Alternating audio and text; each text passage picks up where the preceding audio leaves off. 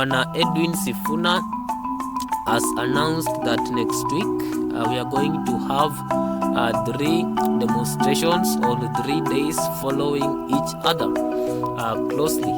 So this is very volatile announcement, because it only means, and very sad, God pardon, it only means more Kenyans will suffer that day.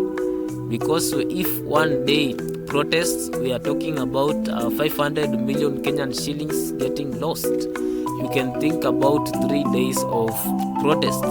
That is simply means that the country will become unrunnable. And right now there is high cost of living. But when you compound this high cost of living to the continuing protests that are going to disrupt the supply chains of various goods, it is the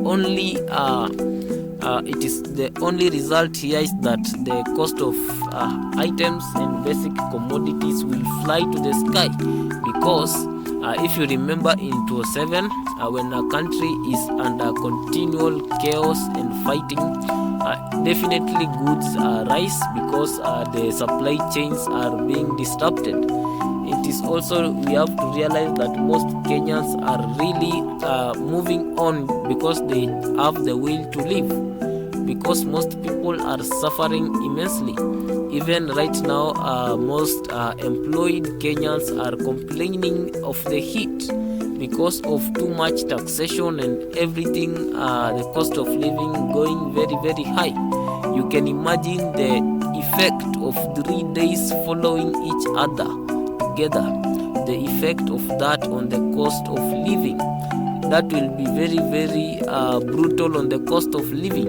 And there will come a time that William Ruto will have to realize that ego will not lead him anywhere. This losing, it is better you give Raila Odinga 1 million each month rather than losing 500 million each day because of protest. Only a rational man will think about it. Sometimes we do not have to follow the law. Even Jesus, when during his ministry in the earth, he said that the laws are not mandatory. Sometimes we have to really look at the human condition that these laws are supposed to cover, because we cannot be talking about laws when people cannot survive to start with, when people are being killed like dogs in the streets with police bullets. I heard someone somewhere in Nyanza was shot because he was just walking, browsing his phone. He was shot. And the recipe for endless wars and endless battles and endless political instability is this kind of stance that the government is putting on. The stance of we negotiate with no one, we cannot negotiate with anyone.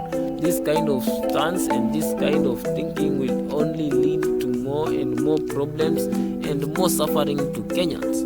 So what Edwin Sifuna has announced, of course, is fire, and that fire is coming to consume all Kenyans. It doesn't matter whether you belong to Kenya Kwanza or Azimio la Umoja. Hunger hurts the same, and it's going to hurt every Kenya the same way, because you can imagine a building tower may take like 20 years, but this tower, under the influence of natural stupidity and natural anger, can be destroyed in 1 day. So if the government keeps putting on a hard head in front, this hard head will only be slashed, because this kind of type of dictatorial stances only worked during the Moi era, but we are no longer in the Moi era.